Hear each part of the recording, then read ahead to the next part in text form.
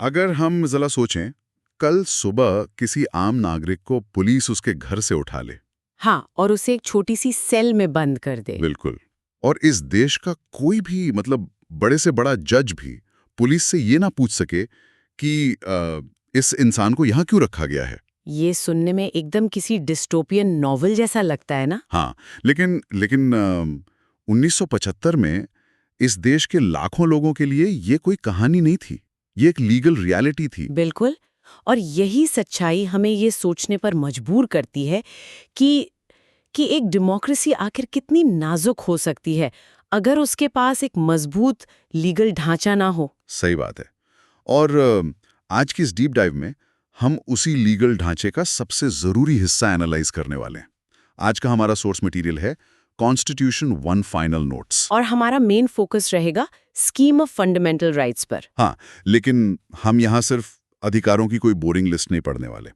हमारा मिशन ये समझना है कि ये राइट्स असल में काम कैसे करते हैं। राइट। मतलब ये मिलते किससे हैं, किसके खिलाफ यूज होते हैं, और सबसे जरूरी बात, जब देश पर इमरजेंसी जैसा बड़ा संकट आता है तो इन अधिकारों का क्या होता है। ये बहुत ही गहरा विषय है। मतलब फंडामेंटल राइट्स किसी भी डेमोक्रेसी की नींव होते हैं।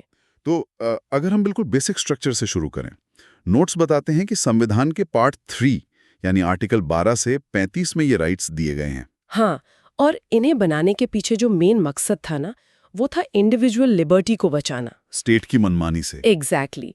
संविधान बनाने वालों ने कॉलोनियल रूल देखा था।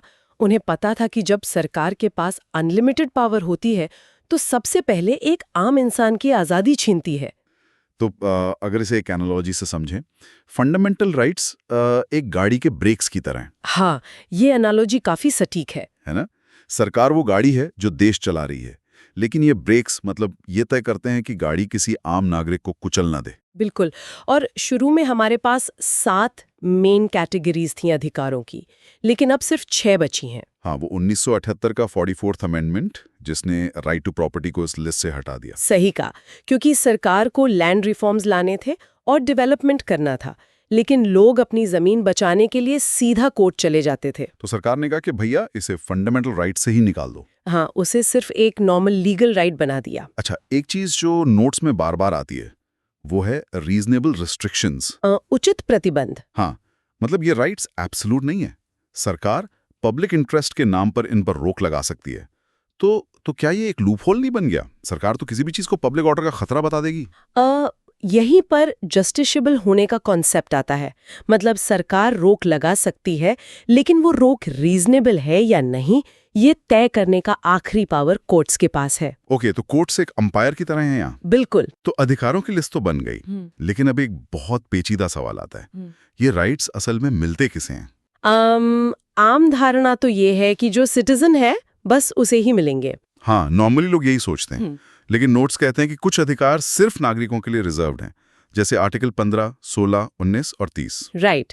जैसे आर्टिकल 19 जो फ्रीडम ऑफ स्पीच या पूरे देश में घूमने की आजादी देता है, वो सिर्फ सिटीजन्स के लिए है। कोई टूरिस्ट आके वो क्लेम नहीं कर सकता। एग्जैक्टली। लेकिन दूसरी तरफ कुछ राइट्स ऐसे हैं जो भारत की जमीन पर मौजूद हर इंसान को मिलते हैं।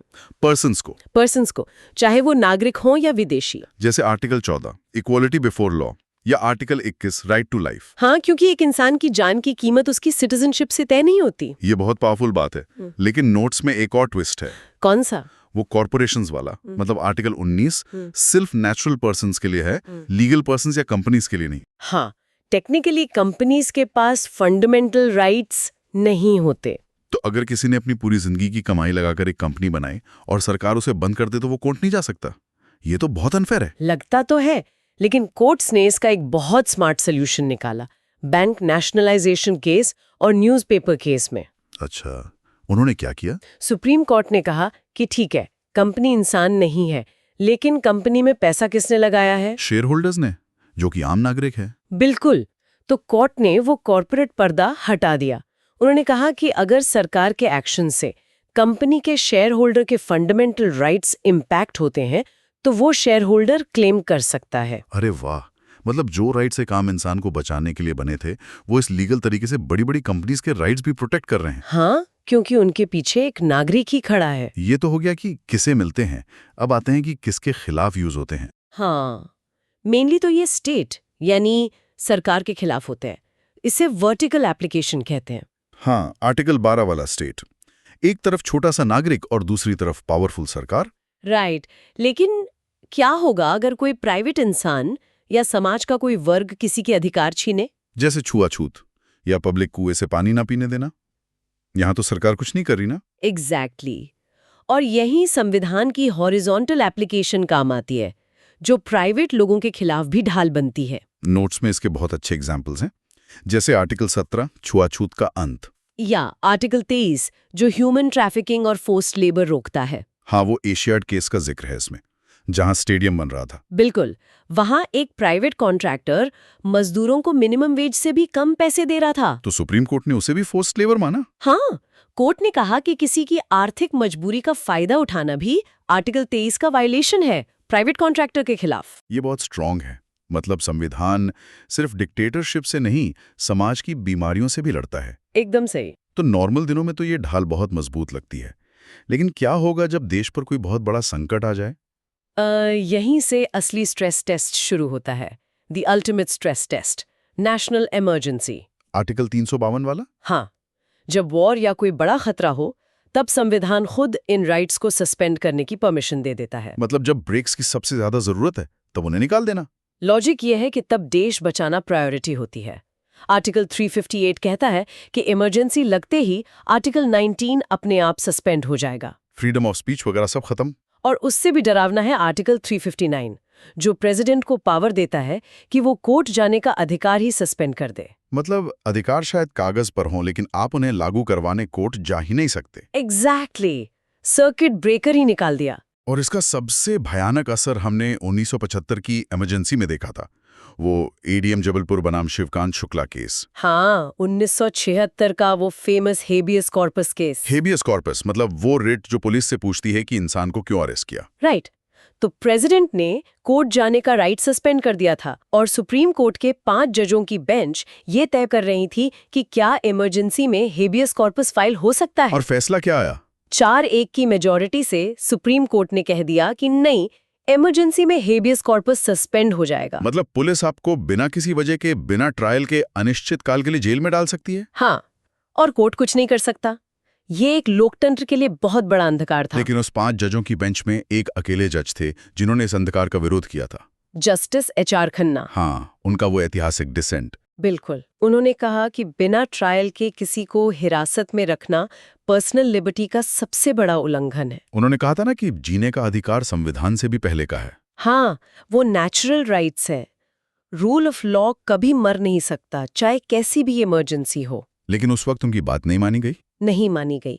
लेकिन 40 साल बाद पुट्टास्वामी केस में, जिसे प्राइवेसी केस भी कहते हैं, 9 जजों की बेंच ने फाइनली एडीएम जबलपुर के उस फैसले को ओवररूल कर दिया। और जस्टिस खन्ना के डिसेंट को सही माना। एग्जैक्टली, उन्होंने साबित किया कि न्याय का सिद्धांत कभी नहीं मरता। ये सच में रियशोरिंग है, लेकिन 1975 ने जो कड़वा सबक सिखाया, उसका एक ठोस नतीजा निकलना जरूरी था ताकि फ्यूचर में ऐसा फिर ना हो। और वो नतीजा था पोस्ट इमरजेंसी सेफगार्ड्स, 1978 का 44th अमेंडमेंट, जिसने संविधान में एक ऐसा ताला लगा दिया जिसे कोई इमरजेंसी नहीं तोड़ सकती। एक लीगल ब्लैक बॉक्स बना दिया। बिल्कुल, जैसे प्लेन क्रैश में ब्लैक बॉक्स सेफ रहता है, वैसे ही इस अमेंडमेंट ने आर्टिकल 20 और 21 को हमेशा के लिए सेफ कर दिया। मतलब प्रेसिडेंट चाहे जो कर लें, जी। इन 2 आर्टिकल्स को सस्पेंड नहीं किया जा सकता। कभी नहीं। तो ये आर्टिकल 20 क्या करता है एग्जैक्टली? इसमें 3 मेन प्रोटेक्शंस हैं। पहला है एक्स पोस्ट फैक्टो लॉ से बचाव, यानी सरकार कोई क्रिमिनल कानून पीछे की डेट से लागू करके आपको सजा नहीं दे सकती। मतलब खेल के बीच में रूल्स चेंज नहीं कर सकते। सही कहा।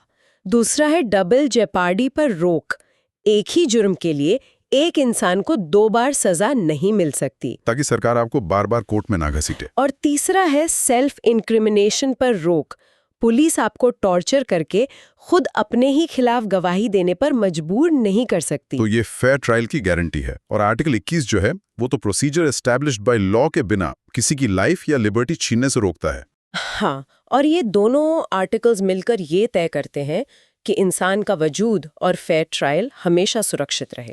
तो अगर हम इस पूरे डीप डाइव को समराइज करें तो हमने देखा कि फंडामेंटल राइट्स सिर्फ किताबी बातें नहीं हैं, ये वो एक्टिव गियर्स हैं जो एक नागरिक और सरकार के बीच का बैलेंस बनाते हैं। बिल्कुल। और कुछ राइट्स तो प्राइवेट लोगों के खिलाफ भी हमारी ढाल बनते हैं। हाँ, हमने देखा कि कैसे एडीएम जबलपुर के अंधकार से निकलकर 44वें अमेंडमेंट और पुट्टास्वामी केस ने हमारे जीने के अधिकार को हमेशा के लिए सुरक्षित कर दिया। The system learned and adapted. Exactly.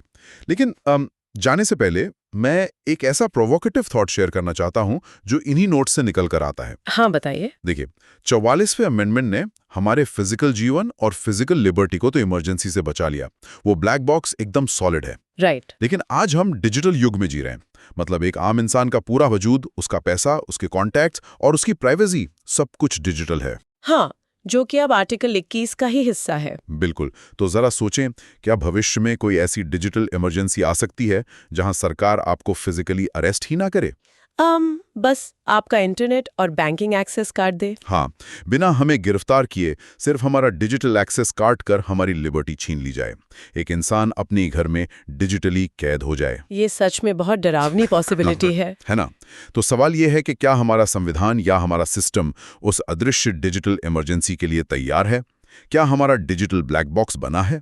ये एक ऐसा सवाल है जिस पर हम सबको बहुत गहराई से विचार करना चाहिए। बिल्कुल। इसी विचार के साथ इस डीप डाइव को यहीं समाप्त करते हैं।